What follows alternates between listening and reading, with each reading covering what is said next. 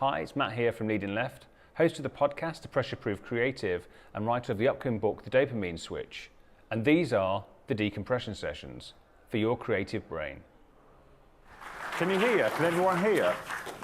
I can't even know if Hello. There we go. Hello, hello. Awesome. We have this belief in the creative industries that pressure creates diamonds. We tend to think that the more pressure we put onto someone, the better ideas they're going to get. The more pressure we put onto them, the bigger their ideas are going to get. But after a while, if you carry on like that, it's going to create shit and you're going to implode.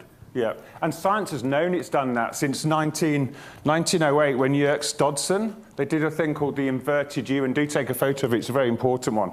And what they basically found out, they had on the left, you've got performance. Now, performance increases the more stress that we have. The more stress we have, the greater our performance is.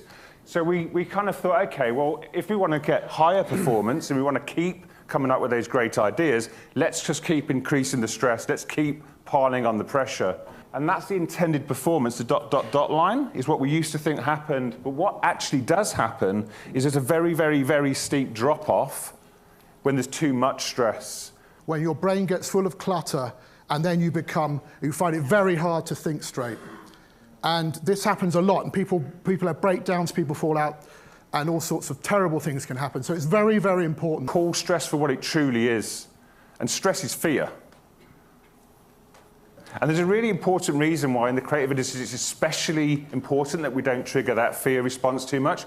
Essentially what happens is that when we have our brain senses this thing that triggers the fear response, we've got a prefrontal cortex at the front of your head. This is like your CEO of the brain. This is the part of the brain that's for goal setting. It's about setting direction. It's about regulating your emotions so you don't flip your lid and kill someone. It's a really important part of us. It's a part of us that critically thinks, it problem solves, etc., etc. When we trigger the fear response and we get that fight-flight going on, the blood rushes out of the frontal cortex about half a second before we're even aware of it. Our brain shuts down options.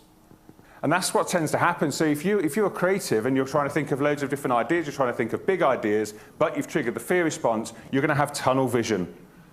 You're not going to see the different options around you.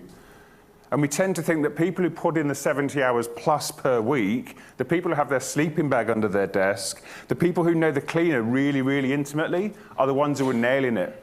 And actually what we're finding out is actually they're having very short careers because they're burning themselves out. You know, people love that, and then you could be shot in the back. And you know, you've lost yourself, you've lost the respect of the company, and everything goes wrong.